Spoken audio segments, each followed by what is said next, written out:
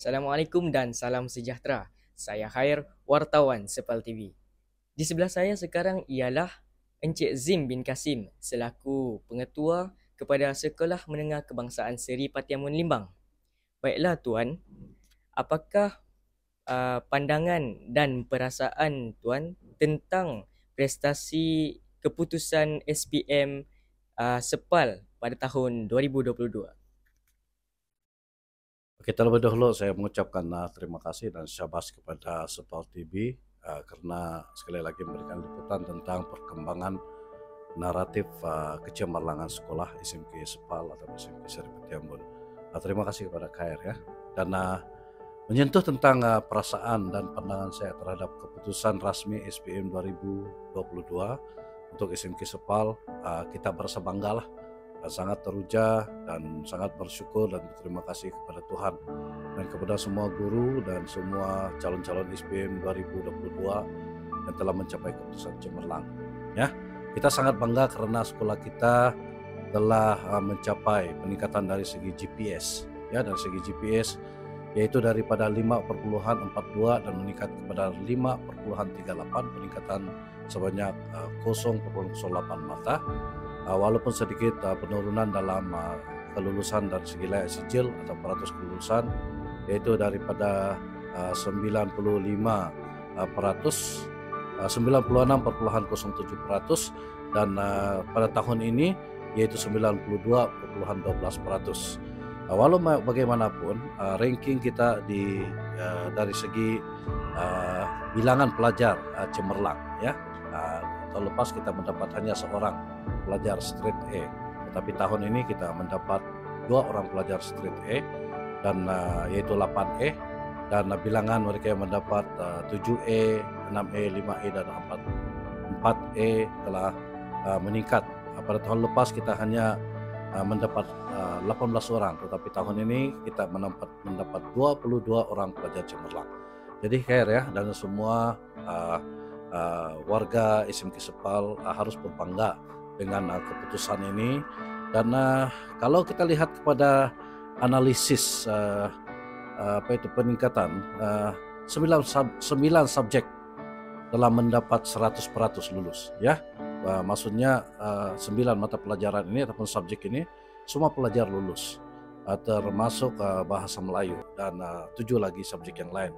Manakala 11 subjek telah menunjukkan peningkatan dari segi GPS, dan bilangan straight A seperti yang saya katakan tadi telah meningkat daripada 1 kepada 2 orang, dan pelajar cemerlang meningkat daripada 18 orang kepada 22 orang pada tahun 2022 ini.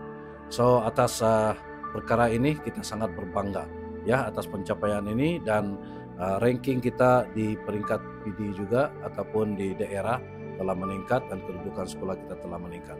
Walau macam manapun dalam naratif mencapai kecemerlangan untuk SMK Sepal, kita tidak mahulah membanding-bandingkan sekolah ke mana-mana sekolah yang lain. Kita hanya memastikan anak-anak pelajar kita sentiasa cemerlang ya. Dan yang paling membanggakan, yang paling manis adalah subjek geografi ya. Subjek geografi kita semua pelajar mendapat E dalam mata pelajaran geografi. So saya serahkan semula kepada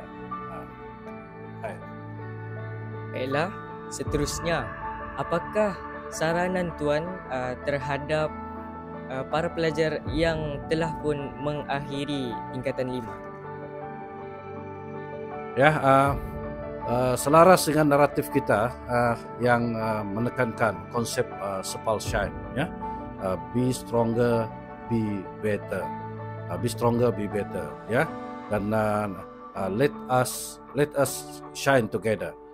Saya menyarankan pelajar-pelajar yang telah mendapat keputusan yang cemerlang 8E dan 7E, 6E, 5E dan 4E ini untuk mencari peluang yang baru untuk memajukan diri dalam bidang yang dicita-citakan selama ini. Saya menyarankan apabila Anda